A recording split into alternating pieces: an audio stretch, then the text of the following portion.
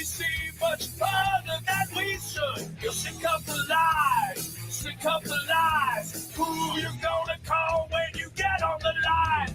Who you gonna call? Who you gonna call? Who you gonna call? Yeah! GLOBEBUSTers! GLOBEBUSTers! GLOBEBUSTers! GLOBEBUSTers!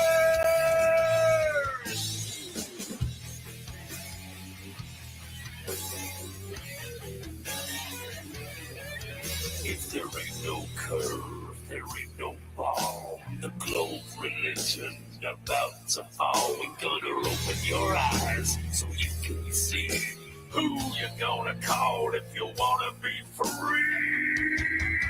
GLOBEBUSTers! GLOBEBUSTers! GLOBEBUSTers! GLOBEBUSTers!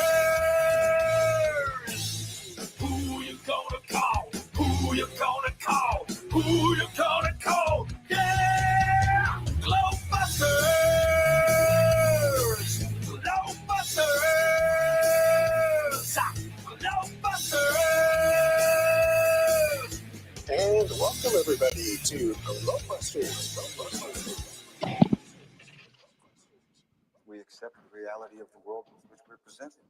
It's as simple as that. Hello, everybody, and welcome to another edition of GLOBEBUSTers Tech. I'm your host, Zach, Good Times for All, and today we're going to talk about Aether. This is a very old word. The ancient Greeks were throwing it around, and the way they explained it, it was, the life breath of the gods that was showering down upon us at all times. It's some energy that surrounded us. And that was, the first definition that I could find, at least, of ether, which we do have here. I don't, if you take away the gods and this and that, and you just take away, life breath or this or that, but there is energy field around us. Magnetic field, there's an electric field, there is energy around us at all times. And it seems like the whole argument of the ether comes into play a lot when it gets into space and heliocentrism, like how does the light travel this far and this and that and all these other things. And really, if you just bring it all in real close, there is no argument. It's just the light. We see the light. It starts from right there, however far up. We don't really know. But yeah, it's almost like they're arguing about Narnia to me, or pixie dust. How does Tinkerbell get pixie dust to work? That's how I see this argument about.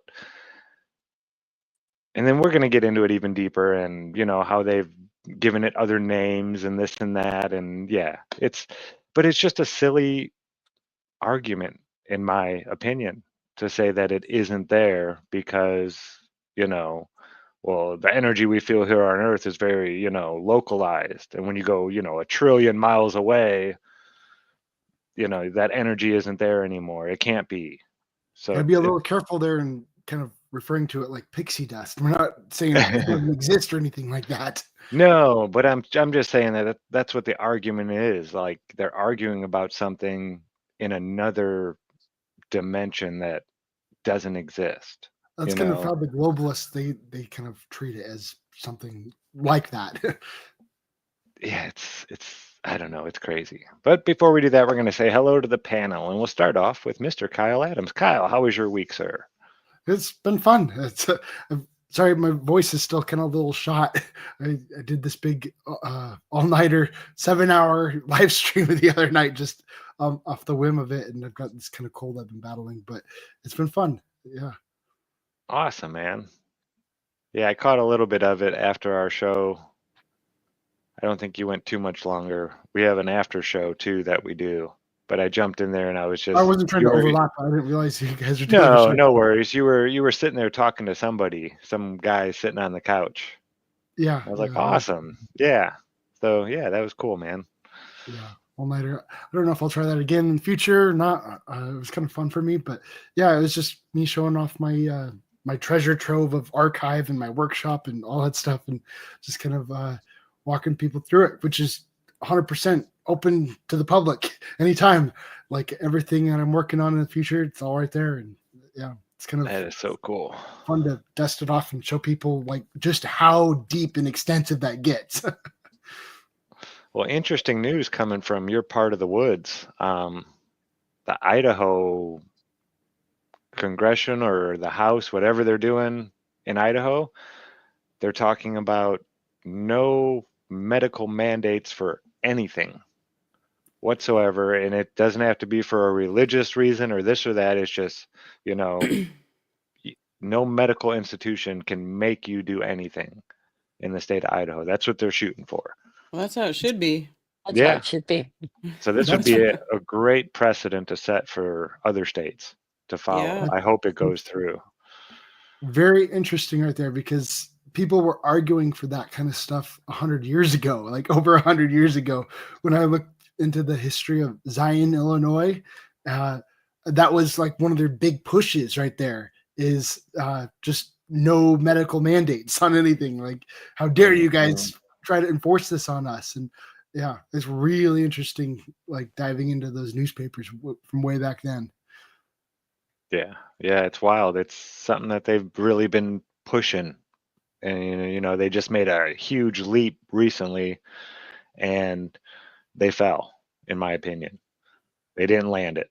So I'm hoping more states, you know, there's an urgency, because you know how the public gets the newest fad, this and that. Oh, that happened, you know, a year ago, so it's no big deal now, blah, blah, blah type of mentality. We got to jump on this and strike while the iron's hot. And I hope they get this passed through. That'd be amazing. Yeah. So next up, we have Miss Karen B. Karen, how is it going over in Karen land? It's going all right. It's going good. I like Lots of stuff sprouting right now. Yeah. Yeah, it's beautiful around here. I'm just, you know, it's not getting warm fast enough for me. I'm just ready for it to be warm again, and I want my bright green leaves on my trees. They're starting to come in, but it's not all the way glowy green yet. I want that glowy bright green. That's what I'm waiting for. It's my most favorite time. You're a summertime girl, huh? Oh, for sure. Yeah. All right. And last but certainly not least, Miss Cammie Nodell. Cammie, how are you doing? Well, I am doing well. I'm glad to be here. Karen, I was thinking of you again the other night. I'm watching a channel. I haven't talked to you, and we're going to digress a minute, but why I have you on here, it's called Lost Horizons. And it made, I think it's probably just good for everybody to see. It's fascinating because it's about somebody who's now probably in his mid-30s, and he's renovating a house that he grew up in as a child, but before him was originally built by the homesteaders. So like when we talk about mud floods and all of the technology and the things going on, what he's doing is like up in the attic, you have the actual logs, you have the newspaper clippings, you have everything that's going on and things that he's following. He followed the families coming across, migrating into the United States and then onto there. And what I think a lot of people, what's really clear is a lot of people, when they're looking at the mud floods and things like that, are missing the common sense of it. That in this story, again, they're coming from cities and from different countries that have a lot of technology, buildings, churches. You can look at all of those things. They talk about that when they opened the frontier and did the Homestead Act, it was again a way to develop the land quickly, get people there and plot it. So think about what the things was. So when these people had it, when they moved out here, their first year they lived in a sod house to get through the first winter. Then they built a log house, and they lived in that for 3 years while building their fabulous house that he's renovating now, that has all the multiple rooms, the beautiful crown molding, in other words, within 3 to 5 years of them being there, they're in a home that puts most of our modern homes to shame, as far as it does put it, as far as the craftsmanship, the beauty, everything that went into it, the detail, all the luxuries. But when we talk about it, it just made me think, because I'm reading the letters, the catalog orders back and forth, and for the parts in the 1800s. And so when we're talking about this, no, they had newspapers in the 1800s. They had, we were looking at warranties from the 1800s on products, and that the wallpapers that they made, how they made it. So taking apart these things and, going through real people, digging through, I think, again, it's just a way to stop, look, and think, that we think that, everybody was just in log cabins, and how did we go to log cabins to buildings and that in these years? And no, we had buildings and we had the technology to do all of that. We just set a whole group of people for a land grab that took them a few years. It was just a short transitionary time. It wasn't that people lived in even log cabins for, a few people did, but the majority of people, that was not the way My But of uncle the life. did that. He built a little Hmm. small type of shed type thing. It wasn't a log cabin, but just a small little shed. And they lived in that for about 2 years while he built the house. Hmm. And he ended up and it's a beautiful big house, huge window wall. The whole giant wall, cathedral ceiling is nothing but a window. I think he mhm. spent like 45 grand for all the material and all the work he had to, because he did most of it himself. I think there's My a lot of grandfather, my grandfather also, he built a small house on Clarkson Street in Denver that I'm very familiar in. I've been in the whole time growing up because his mother went to it afterwards, my great grandmother. But why he built that house, they lived in it, and it took them 3 years to build the big house across the street that they lived in. Right across the street while doing it, and he built it and showed me, like, again, the basement and everything. And then his mother moved into the one across the street, and my sister did eventually, even through there.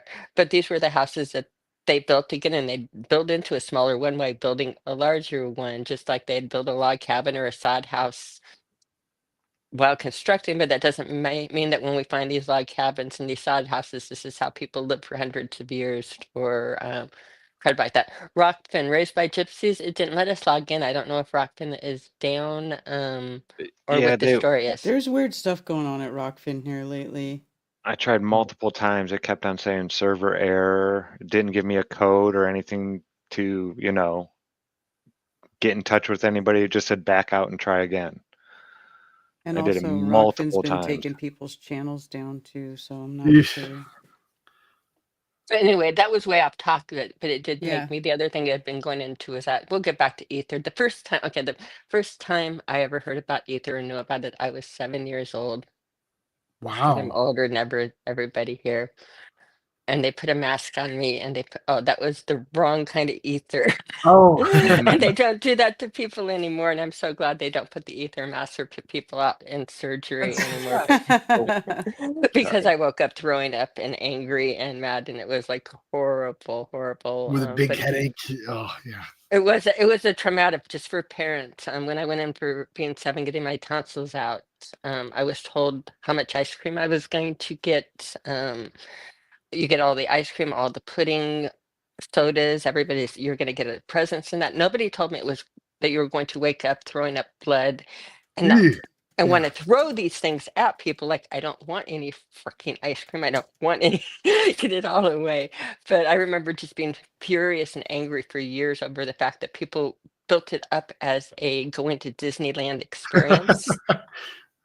Getting to go you get to go to the hospital, and we're going to bring presents, and we're going to do this, and it turned out to be again putting you out with ether, waking up, throwing up blood. And it's like it's like, if Never I ever again. have children, I will always be honest, because I was really mad at that. I still am, and I'm I'm glad that 60 you now. brought that up, though, because the different ways people use that word is really important. Just kind of like the way that people use spirits, and there's like the alcohol kind of spirits, Hmm. and there's like it's a word that ends up just getting slapped on a bunch of different things. And Ether, so, probably for that reason, it takes you out into the air. yeah. And so I am also thinking about nodes here and about how that word just Hmm. gets slapped on Hmm. everything. And so we might be able to prove that ether exists as like an alcohol or something like that. And just because you prove the alcoholic ether, that doesn't mean you've proved the other kind of ether. You know what I mean? Like, yeah. And so it's kind of a tricky thing there, because ether And is a this was a word gas that is mask that they would so put you out diverse with, and Kyle. gets used Yeah. on a lot of different things. And so trying to isolate exactly which one you're talking about, that's really important. And that's by design when you get into different words and that. And again, the ether did take you out there entirely into dreamland. So, or the ether. So, All right, so but with that, let's talk about the real ether. You go ahead. I found this video. This is an old one too. Let me see here.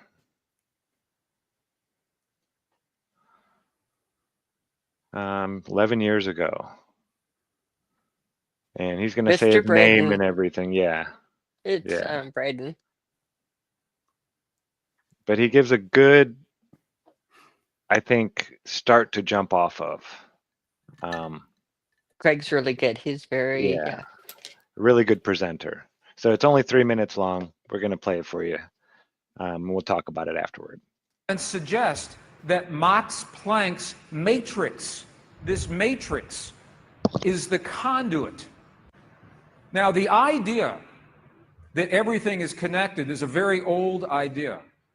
Even in science, in the late 1800s, there was a belief that there was an invisible web of energy that connects everything in the 1800s.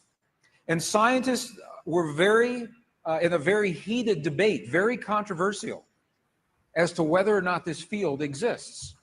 Tesla was a big believer in that.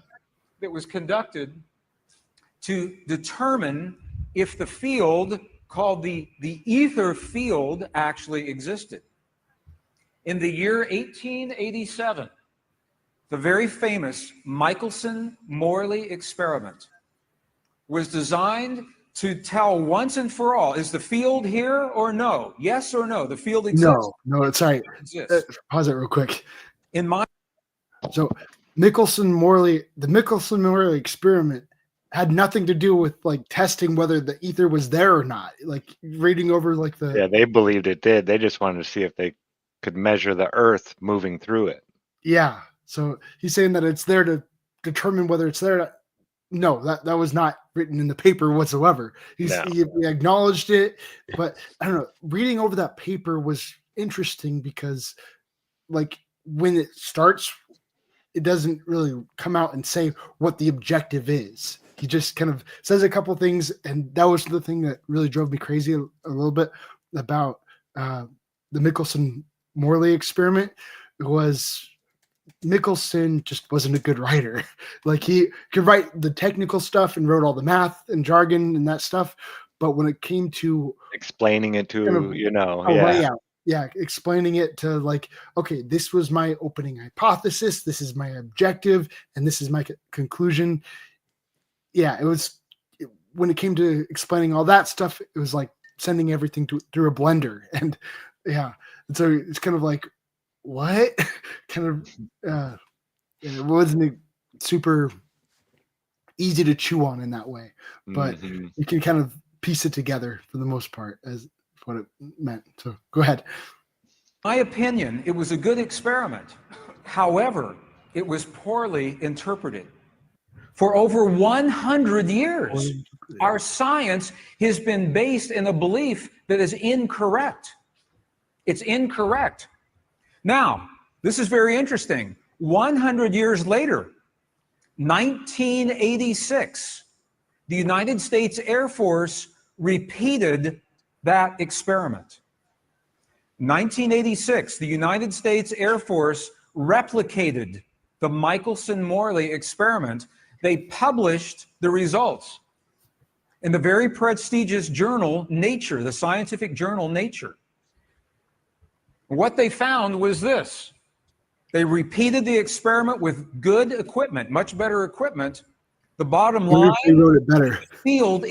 I said, I wonder what their paper looked like and if they were able to articulate things better than Michelson did, who I'm actually related to, by the way. He's my cousin. E.W. Silvertooth, Special Relativity, Nature, Volume 322. I bet you could find it. August 1986, page 590. I'll have to read that one. I remember back in the 80s. I'm old. So, but I remember when, these were actual, like, I love these kind of magazines. I used to have like a big long thing of the yellow National Geographic ones that came out. I think they came out every month maybe, or every couple months. I love But my National Geographic too. my mom would get those, and yeah, there was cool magazines back then. And now it's Life like there's magazine was good then. Discovery. 1,000 hmm magazines, and they're all real Before Discovery was a cable channel, it was a magazine. thin. And then there was also Omni magazine. Do you guys remember Omni? hmm That was like super sciencey, nerdy They don't magazine. have, I mean, all the magazines are all advertisements now, and they're real small and thin. They come out weekly or monthly It's now. mostly advertisements. It's not like they Yeah. used to be. And it's not, yeah, it used to be about more nature things. You'd learn about animals and this and that. Now it's all about Mm-hmm. space and this and that in theories. Garbage. Well, theories are okay, but shouldn't children be learning about, animals and nature and like things that they could actually see down here on Earth at some point in their life? Mm-hmm. Yeah, that it's changed so much. Or teach our Exists. children to critically think so they can put these theories together a little bit, especially in archaeology, with a little bit more critical thinking would be really nice. Hmm. I hope for future archaeologists and things, again, do it better. So this Do was it better. it was done by the U.S. Air Force. So we know they weren't hurting for money back then. I'm sure they had really good equipment, probably top of the line. Oh, yes. Military gets to play with all the good toys. Mm-hmm. It's one of the I'm reasons curious I about the tried to motive, join. why they did this. Yeah, well, because weaponry and stuff like that, or just knowing, if you're gonna have the most advanced edge, you wanna, you want to know. Yeah. Like those bombers over there said, "Oh, it won't work because of the curve of the Earth. The signal can't get there." And the guy's like, "Just check it and try it," and nobody would listen to him. And then they found out that's what the Germans were doing to be able to bomb the British, like precisely where they wanted to. Yeah. Yeah, looking So, into the motives as to why they're doing the experiment in the first place, it's always a really important question to ask. mhm. Always the who, what, when, where, why. Mm-hmm. Yeah, it might be in there. You'll have to see. See what you can find. 1986. I mean, the internet goes back far, but there wasn't no internet that I got to play with Pretty sure in I might be 1986. able to find this one on archive.org. I'll I bet you download will. that one. Yeah. Look They for that one. usually will take a lot of these old magazine things, and they have newspaper articles from forever going Might back find that it are there now or on digitalized. Library of Congress. We'll find it one way or Hmm. the other. There you go. Okay, I backed it up about 10 seconds because this was an important part. What they Yeah. found was this. They repeated the experiment with good equipment, much better equipment. The bottom line is that the field exists. They found that the field is actually there. This is reported in August 1986, the journal Nature, volume 322. They said, the field is there. And not only is the 322. I field there, didn't even notice that before. That was a good catch. Got to throw those numbers up it there. measured Mhm. precisely the way that Michelson and Morley had predicted 100 years earlier. They just didn't have the equipment to work this out. Now, why don't we know about this? This should have made the cover of every major magazine and newspaper. This should have been on CNN headline news or Sky News. But this changes everything for the scientists because the textbooks all say the field is not there. Entire careers are based on the field not being there. And now the field is there. And Boom. now the field is there. Well, Yeah. not now. It's always been It's there. always been there. Yeah, now they're admitting it to it. But they didn't want to call it the ether field, so they named it the Higgs field, which came out around the Higgs exact same boson. time. Yeah. Yeah. The Higgs boson was the particle they're looking for, the God particle, but the field, again, the field that you need in all of this stuff is the Higgs field in the background. And just when you get into, again, just the basics, I don't understand the confusion. I don't understand why we make it so complicated, because we understand that there's waves. We measure waves. We measure microwaves. We measure radio waves. We measure all kinds of waves. We know what height, what width. And the thing about waves is what's waving. For a wave to work, you need a medium. What is the ether? Yep. Sorry. Exactly. That A was wave one is of, not what Yeah. something is, it's what It's, something it's a does. it's what something does, and so it's like a what. Just I don't know how What's to disconnect waving from and what what is it waving in? Right. It's a as soon as you go to the easy, most common sense All right. questions, it's What is the ether? stop, Austin. Jeez. Sorry. I took it personally. It's okay. All right. So you wanted me to play this one, Kyle? I saw We you can had play for it a little time bit. stamped. I had a time step like right where Austin was Yeah. talking about it. Okay. Yeah, I've talked to Austin a couple times about this. And He's got a lot of information on this. he loved the idea of, he stole it from me, the canvas and the painting. If you look at reality as a painting, you're looking at the paint that's on the canvas. Everything is the paint. But the ether is the canvas underneath the paint, something that you never get to see when you're looking at the painting. It's just holding it all together. Without it, that stuff would just all fall apart. The canvas has to be there Yeah. That's in a order good for all this analogy. other stuff to, stick in place.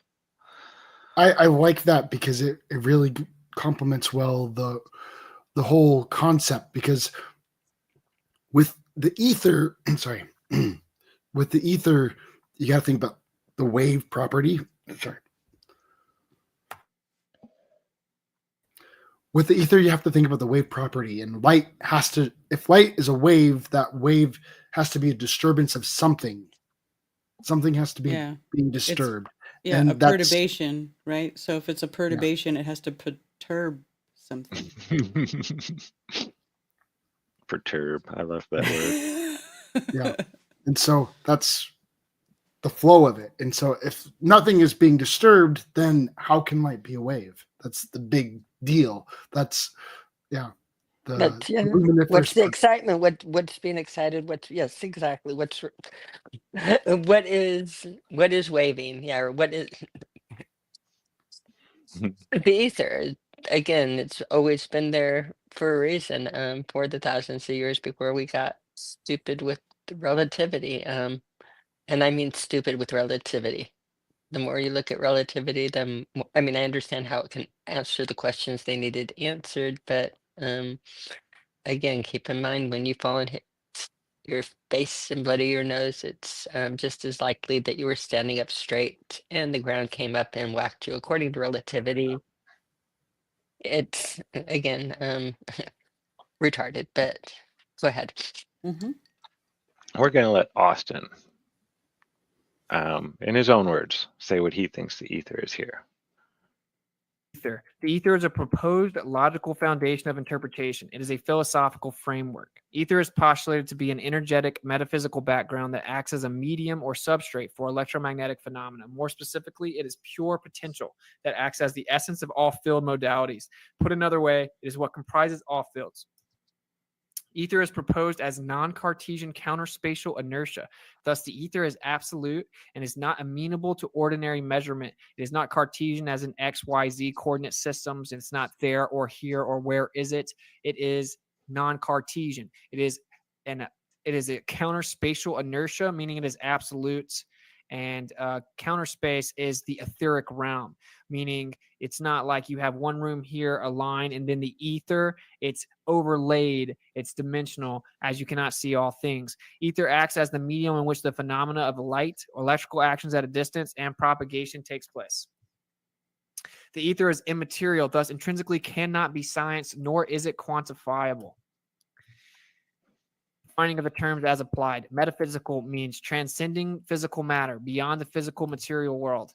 Background, the area or scenery behind the main object of contemplation, the material world in this case, especially perceived as a framework for it. Just continue the stream and make a new one. No. Oh, yeah. Anyway, medium, the background frame that makes possible the transfer of energy from one location to another, especially through waves. Although waves are not things in and of themselves, wave is not what something is, it's what something does. Therefore, you have to have a medium to have the wave.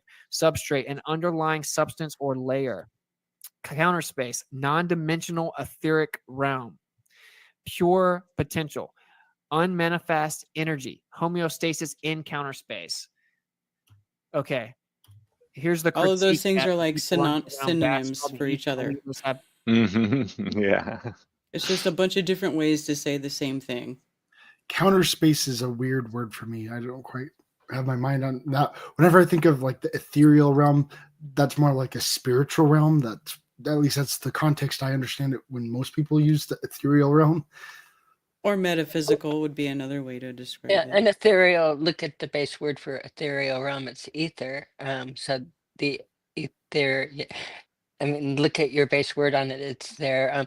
I like to think of, Zach, the video that we did on how the worlds work when you talk about everything being electrical and how your heart would not beat your, nothing Your would eyes would function, not see, your so mind your would not mind would not, work. nothing would work. I'd like to, like my way of almost looking at this when people say, well, let's isolate it and get outside of the box. I think it's a really, really poor idea because, again, without it, your eyes could not see, your heart would not beat, your nothing in everything would cease to function. So there would be nothing to observe or to, in other words, you can't get outside of this to measure it because it's part of it's inherently in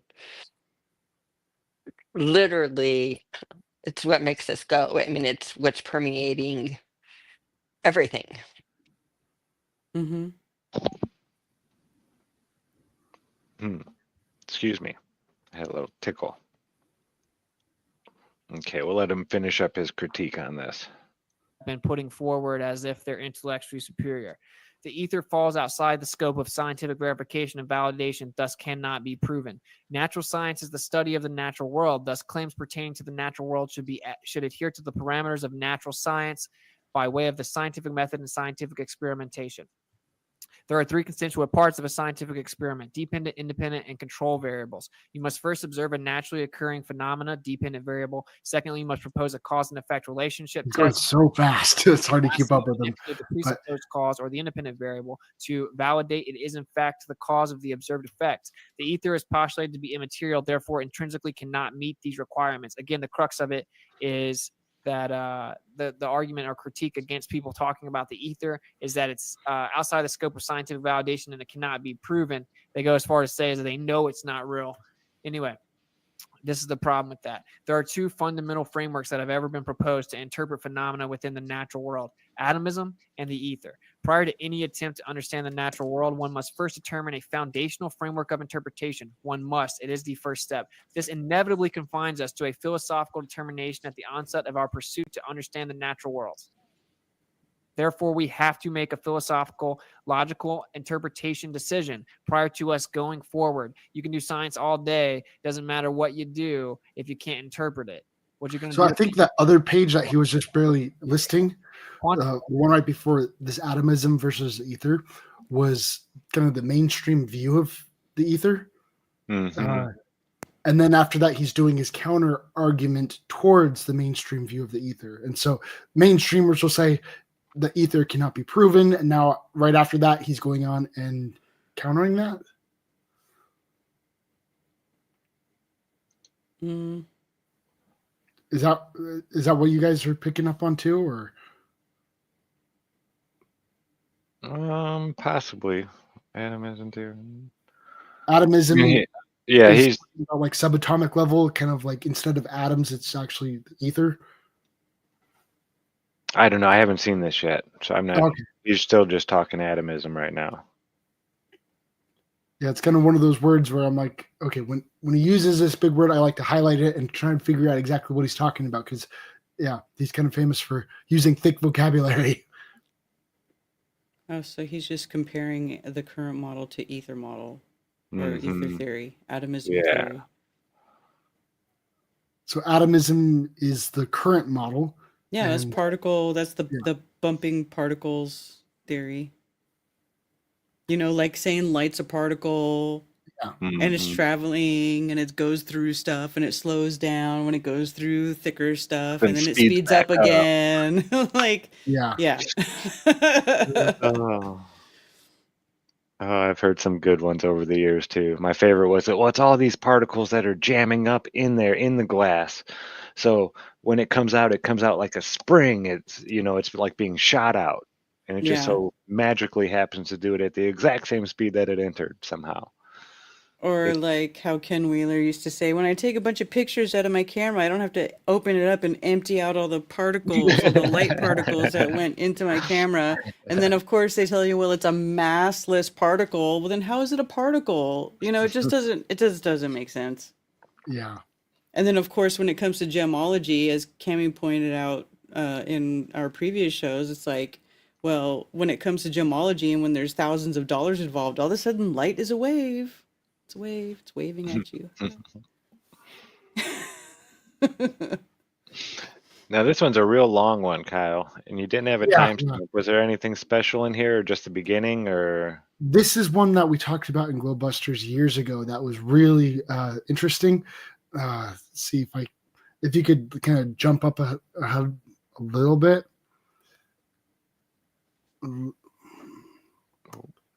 Yeah, it's a big one. Here, There were some certain parts I could probably find you like a timestamp and kind of come back to it. But this one, I believe, that's kind of a big one. That one right there is Khan Academy talking about the ether and being a wave, just kind of doing a really basic, easy rundown of the concepts behind the luminiferous ether. Okay. Let's see. Let's give them a shot. We'll see. We'll stop it. And Khan Academy.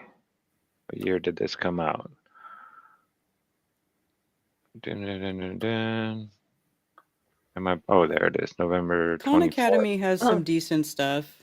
Yeah, it's not Yeah. too bad. I've seen a lot of stuff I like on their Valley Parks. I'm beginning to realize Ken Wheeler is not necessarily certain about certain things. What the fuck? Valley Yeah. Parks, Ken Wheeler's got some really good stuff on there. But he's not. I haven't found anybody that I think has got everything right. People need to use Nobody critical does. thinking. Nobody does. Ken Wheeler, I mean, this is the man that says nature does not draw in straight lines, period. And yet, look But at I the found platonic this in my solids. creek the other night, and it's got straight lines. Lines. Yeah. So, oh, no, Karen, that's not real. Nature did not do that. Nature, no. No. So, yeah, again, you need to critically think with everybody. Even we had this story with the magnolia tree where when we moved to our neighbors, we asked them what kind of tree it was, and they told it was a vanilla tree or something.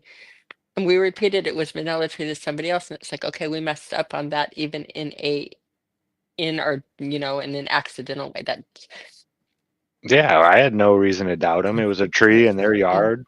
uh-huh. They, I was You like, need okay, to, they know what it it is. wasn't, Okay. it wasn't a vanilla tree. We learned. We learned, but yeah, I don't think there's anybody that's got all of the answers. You need to stop and filter what's being said through your brain. All right. So the Khan Academy. Let's see what they have to say about the ether.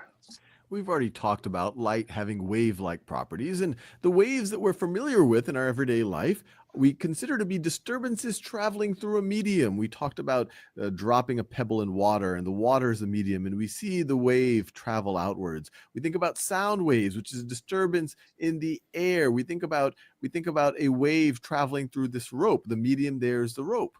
So in the mid-19th century, it was completely reasonable for folks to say, well, look, light has wave-like properties. It must be a disturbance traveling through a medium.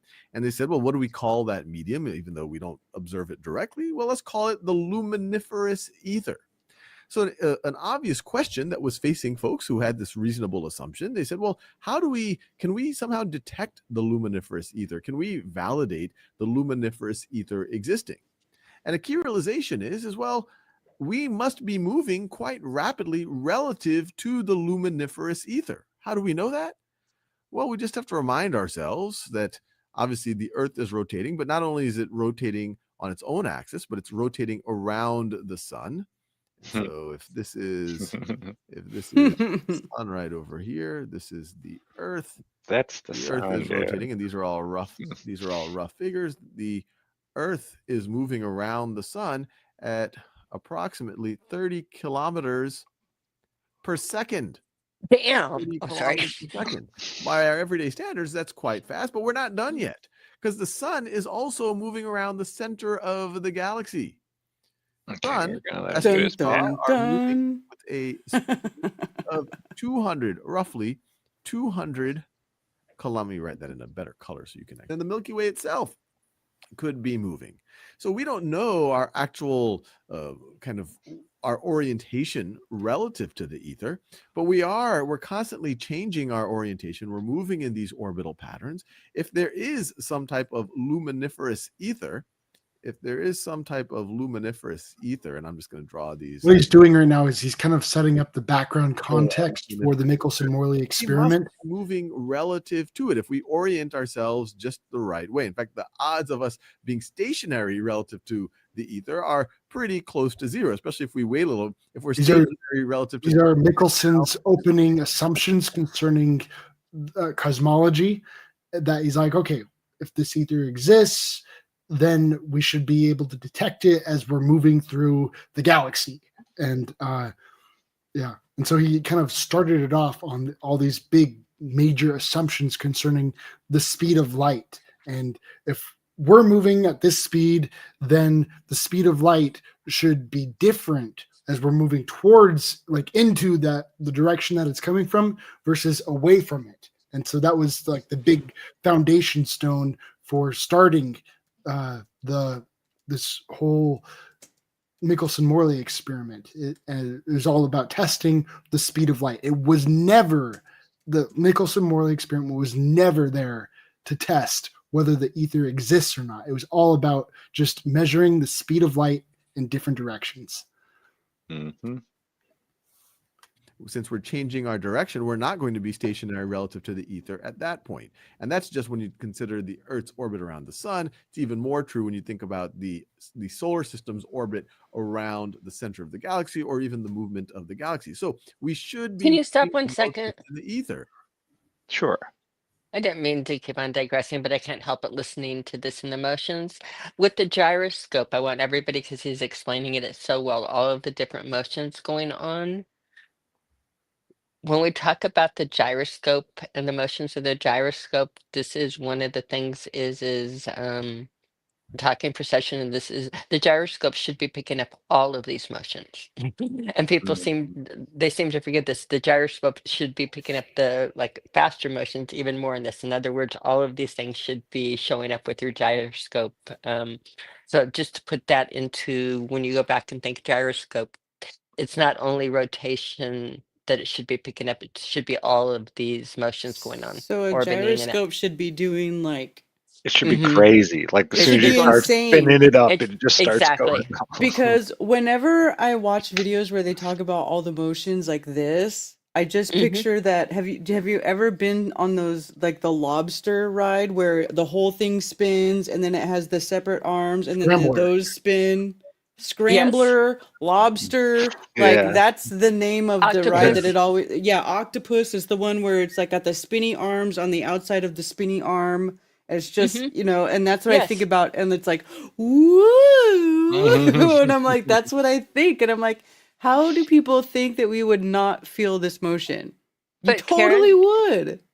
Karen, at your amusement park, did you have the double Ferris wheel in the cages? Because we had one of those where you had the two Ferris wheels that went around, and then went around in a big thing. But Hmm. in the Ferris wheel was a cage, and you could hold the side of it, and then your cage would flip around and around by holding the side of your cage. So you would be flipping, going upside down with it going around there.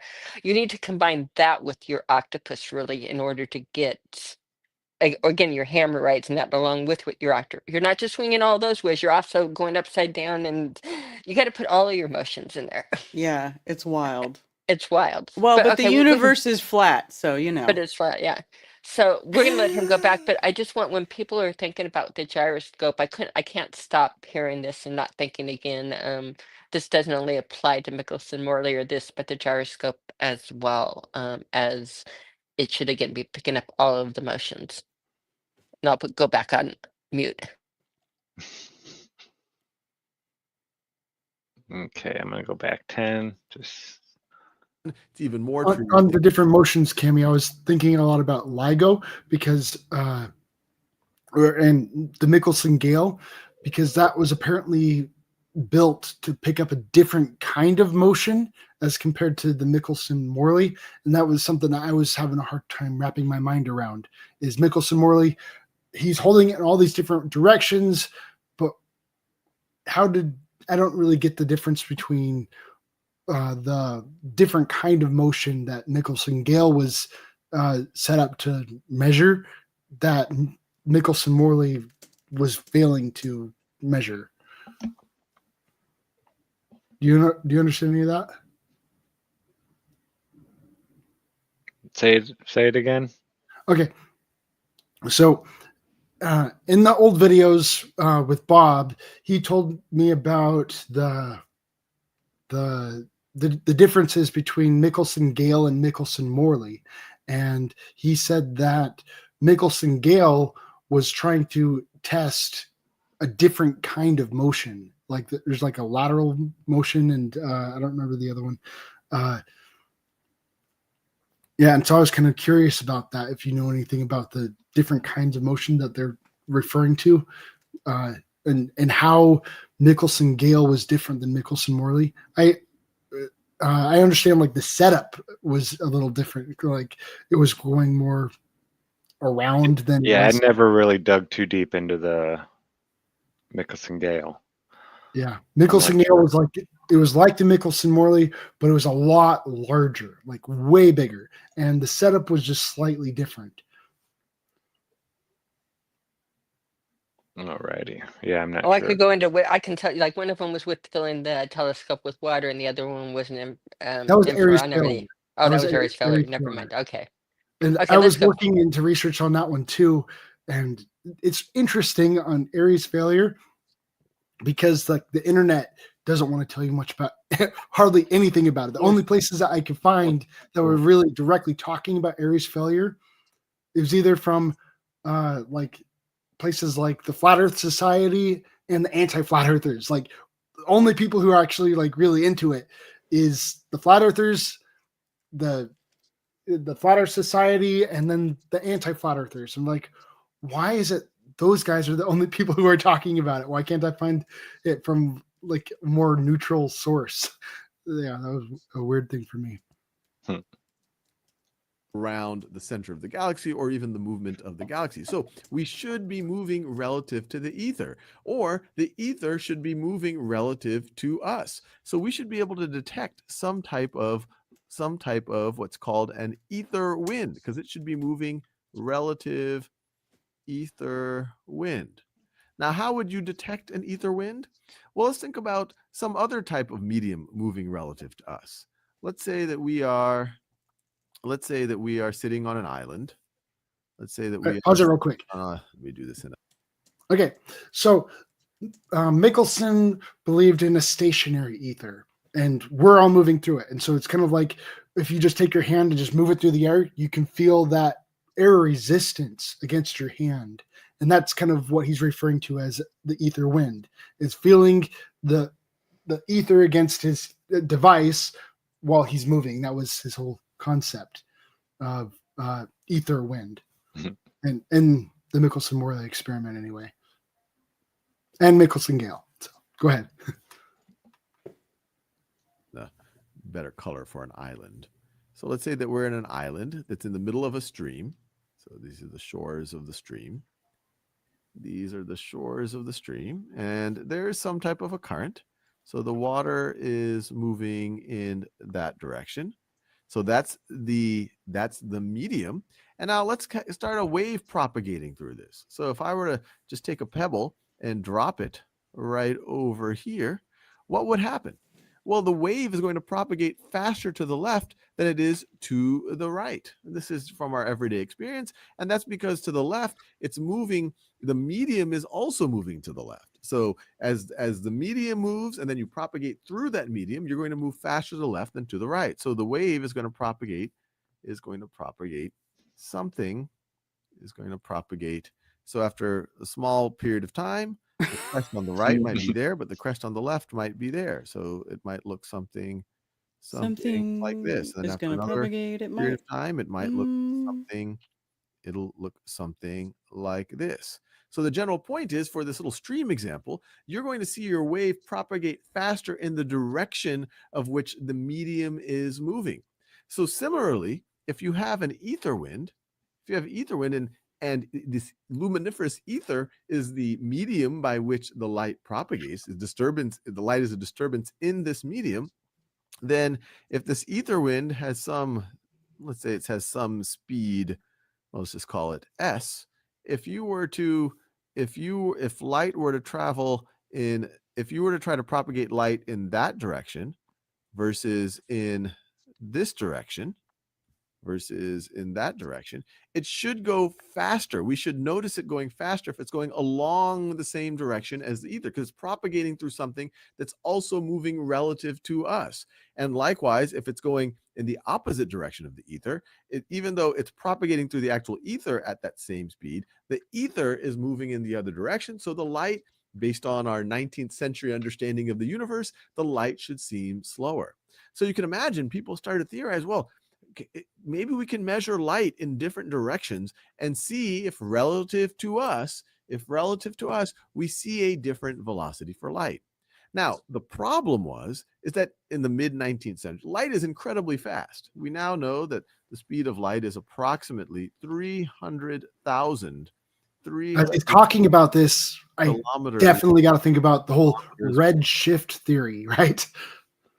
That's the whole concept of the red shift, blue shift. That's exactly what he's talking about. The ether? Okay. Well, right now he's talking about the speed of Doppler light. effect. He's talking about the speed of light and kind of like the Doppler effect, and about how if you're moving toward, like if there's you and then there's the light and you're kind of coming together and kind of crashing into each other, it's going to be a lot faster than if you're going in the same direction as the light and it's kind of hitting you from behind. Does that make sense? Mm-hmm. And so that's kind of what he's talking about. If you two are coming towards each other, you're going to detect it a lot faster than if you're going away from it and it's getting you from behind. Second. And in the mid 19th century, we didn't have good tools to measure this with a lot of accuracy, especially because the ether wind itself, even if you say, hey, this is 30 kilometers per second, maybe we're moving around the galaxy at 200 kilometers per second, maybe 300 kilometers per second, that's still a small fraction of the actual speed of light. So if you don't have a lot of accuracy when you're measuring the speed of light in these different directions, and the ether wind is so slow relative to the speed of light, well, with just traditional tools in the 19th century, you're not going to be able to detect this actual ether wind if it existed. And that's what gets us to the famous Michelson-Morley experiment, because there they didn't just directly try to measure the speed of light in one direction or another. Instead, they thought about, well, let's split some light into two different directions and then recombine them and see the interference patterns. And if the different directions traveled at different speeds, then we'll have different interference patterns. And we're going to see that in the next video. So, yeah, exactly how they can say, oh, yeah, there's this whole red shift, blue shift thing, and yet it's It didn't kind occur of there. That's good, contrary to Kyle. that. It feels Right. like They should have picked it up contradicting there. themselves. They should have picked it up there. Remember, the red shift, blue shift is something they observed with the stars, and Hubble went down and they were trying to roll it out, I think, between 12 different things at the time. And now they've found even more things that can cause this effect. But it was Hubble's law, which is now a physics law, was just a theory he was not confident about. And he picked redshift, blue shift specifically. If you read his writings, which I have, he picked it specifically because it closest met the criteria for the expanding universe theory that they were all hip and on. And so like when picking between the things is like, well, this one helps explain that. And then we wrote it down as a law. So yeah, I don't believe redshift or blue shift has anything. In fact, they know it can't really have anything to do with how fast things are traveling, because you have stars right next to each other that one's doing red, one's doing blue, and they're not. Again, you're not getting the behavior you need. It's kind of impossible for me. Yet it's still a law in physics right now. It's magnetic, bad in law. my opinion. I think so too.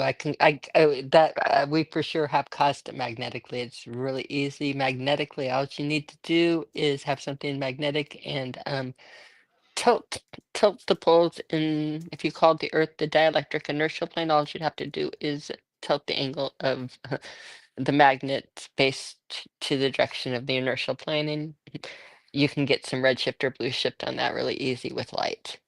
If it has a magnetic property to it. That's the tricky thing It's about just a light. There's a thing. lot of I different don't things know if that it can does, alter the but it color could. of light. It's that easy. That easy. That's what I mean. Is there's so many different things, chemicals and that things that do cause the red shift and blue shift, and I have demonstrated. In fact, it was great because behind the curve, the movie that we've taken so much dirt about. What people don't know is like they sat at the house for a couple of days and actually demonstrated how to do it with magnets and these theories. Bob demonstrated so many cool things for them when they did the final cut. That's not what they put into the movie. But yeah, the people there were really, really fascinated with the red shift and the blue shift, and I literally demoed it for them. So Yeah, I bet it could have been so good. yeah. I mean, it's just like on the other things. It could have been a really good movie, and they cut it to make a really bad one. And again, we know what happened or where. Again, it was kind of we were set up And I've still young and haven't stupid. heard a rebuttal for the test we did it. Well, Chris did it out 10,000 feet below. That was closer to Yeah. Kansas, wasn't it? Mhm. That right there is the the big golden nugget that just totally got undercut. I is still the haven't whole heard a response elevation. to that at all. And to Yeah. me, Like, the big why question is there the is difference? Almost They a never talked about 2-degree that in the difference. video, did they? We hadn't behind done the it curve, yet. they never talked about the differing elevations. We hadn't done it yet. we haven't Oh, done yeah, it hadn't yet. done that yet. So you did that afterwards. Yeah. So do you And know Rick Zimmerman also? Hmm Okay, I didn't know you knew him. Yeah. So I met him, hung out with him a couple The times. other thing He's a is great guy. keep in mind on the gyroscopes and doing it in the fiber optics and measuring light, why is it measuring all of the rotations? Remember, all the orbits, all of the movements, it would pick up all of the movements. Everybody seems to forget the obvious. We zero in and try to match things up to things, but we're missing the fact that we're supposedly traveling everywhere all the time. We are spinning, why orbiting, why flying through the galaxy, why going, again, we are. It kind of throws a wrench in a lot of their stuff, but especially when they're doing physics down here on Earth, And talking about they lights up need there, it. you have to. They need it. You say all of those are up there, but again, you assume they need it, but it can't. It doesn't work. Hmm So Just do you like have the any ether, they videos on need that? it. They need it. They don't like the things on it. And now it's the Higgs field because you have to have a field that's again, it can't. The basics can't work without it. Do we have a video on what?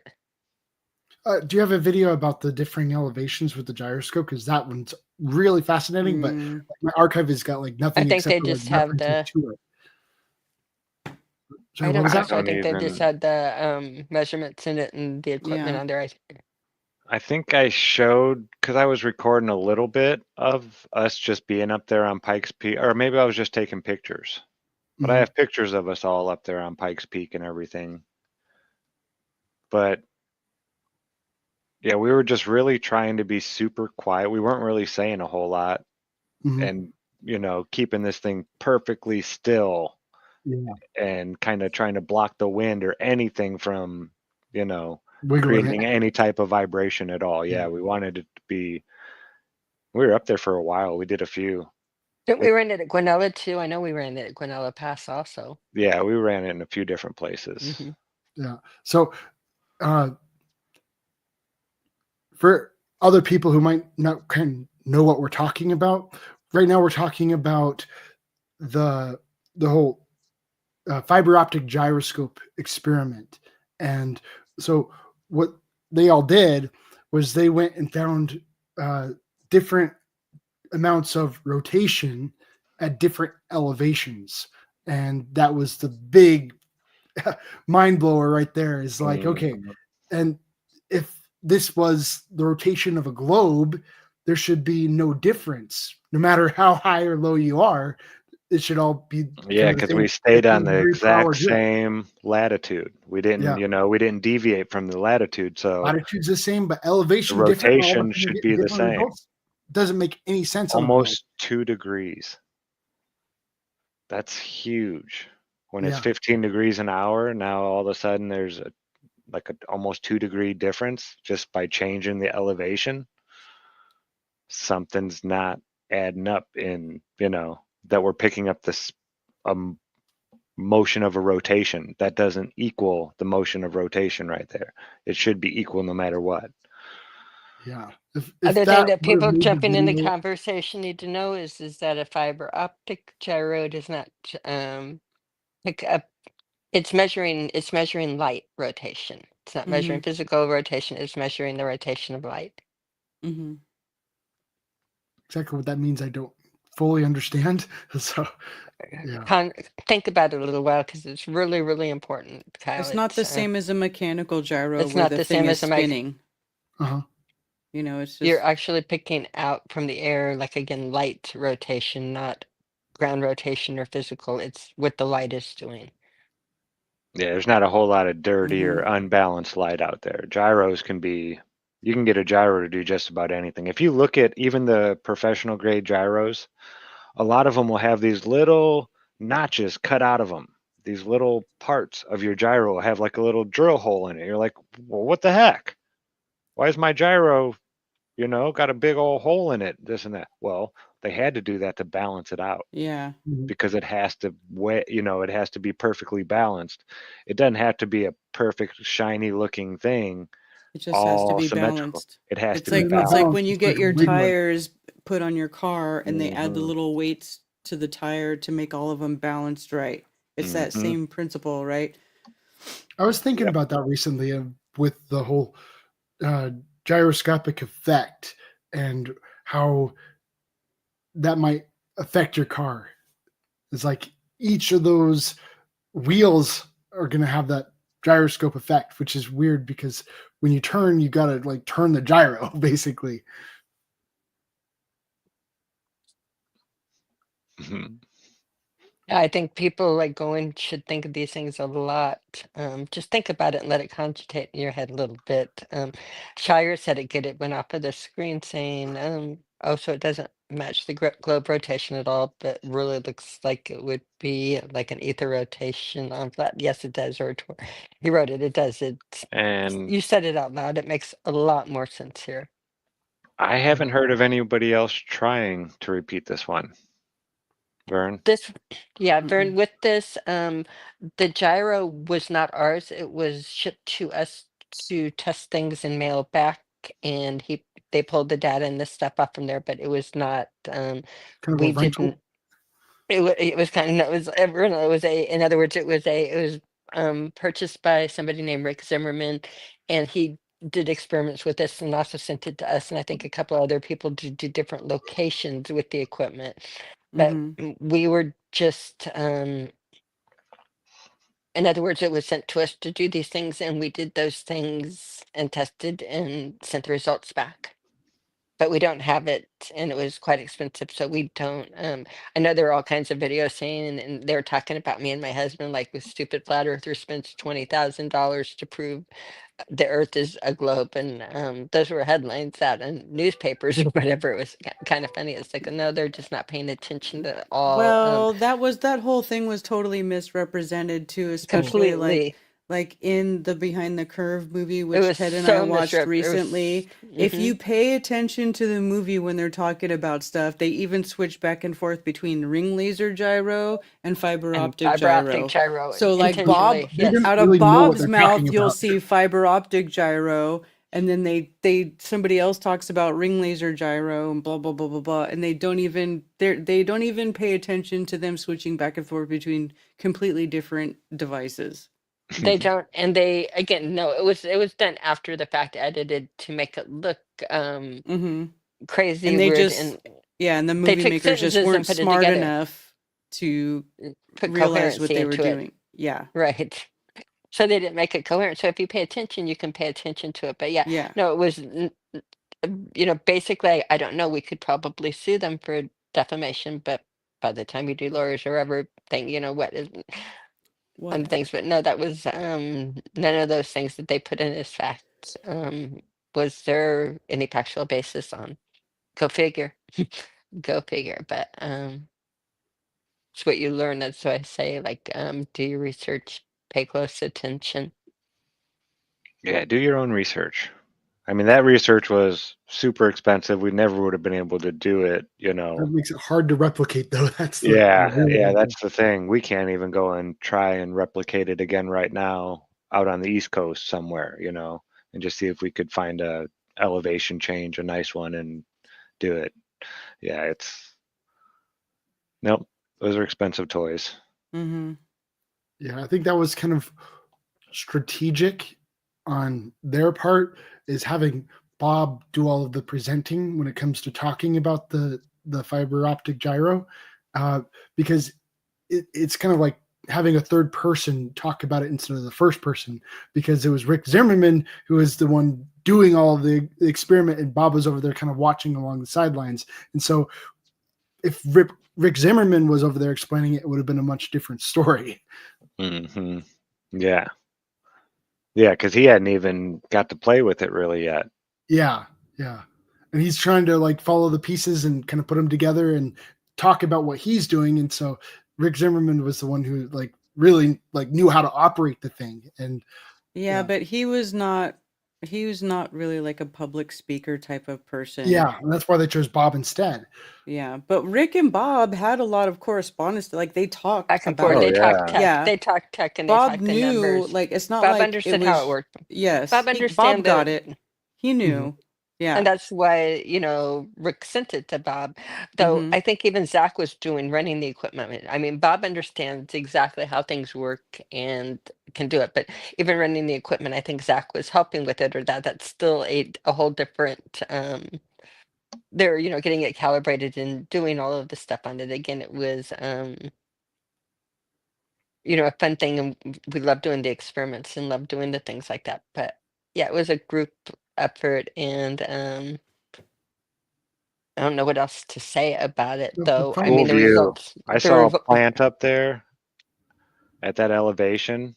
It was like the highest plant I could find. And it was like a plant I had never seen before.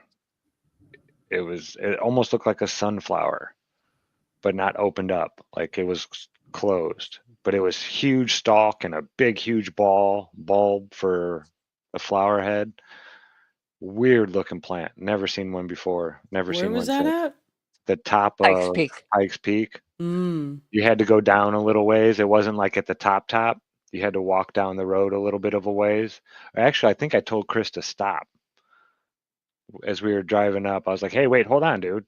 What Oh, the we hell had is Chris. that That's thing? it. Chris Van Maitre was this who was doing a lot of the tech on the equipment. It wasn't you, Zach. It was Chris. I knew it wasn't Bob on the equipment. It was Chris Van Yeah, no, Maitre that me and was Chris were running. both, yeah. Right. And Bob's Yeah. interpreting and looking at the results and doing the, the Mhm. things with that. But it was actually Chris Van Maitre was who is a professional surveyor and is completely the most meticulous person I know. Hmm. The person that, every tool, everything is always in place, every dot is he's again a surveyor that Karen, you did the porcelain experiment with him. You knew how much data he needed us and how meticulously he wanted it plotted.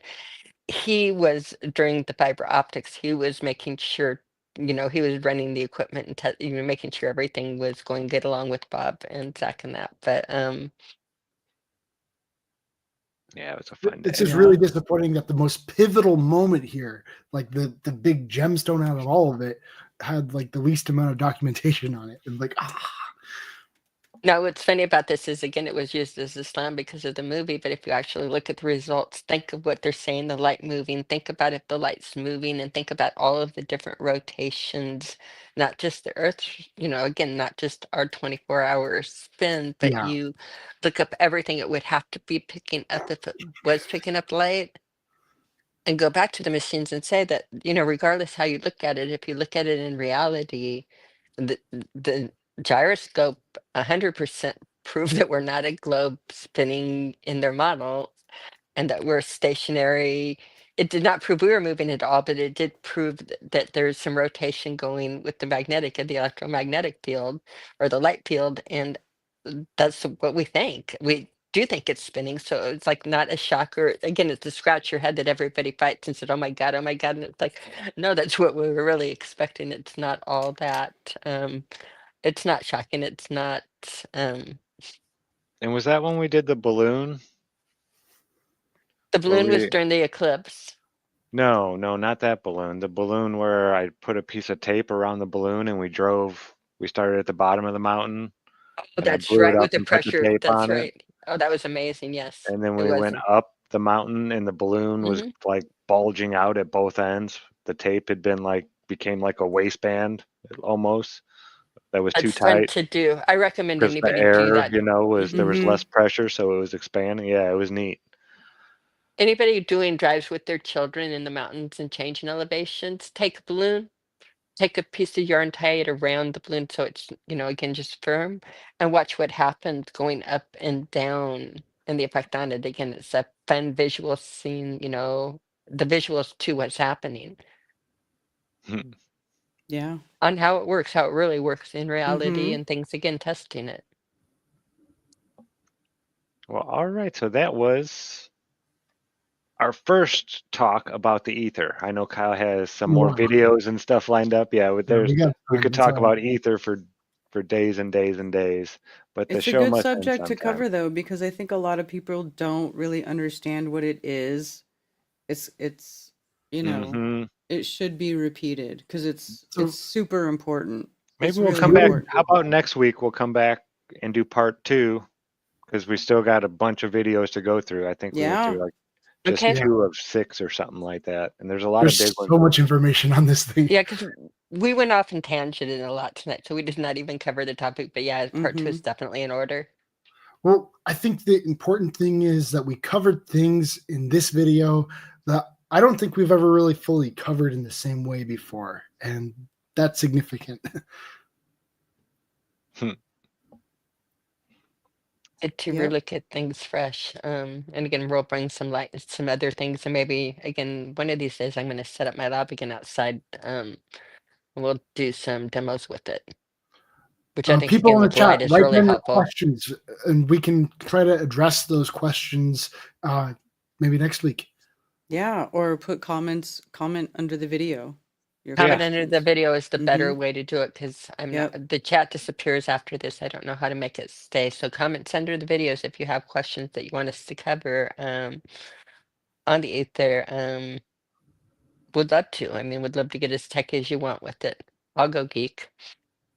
Kind of highlight some focus points on that because it's really broad.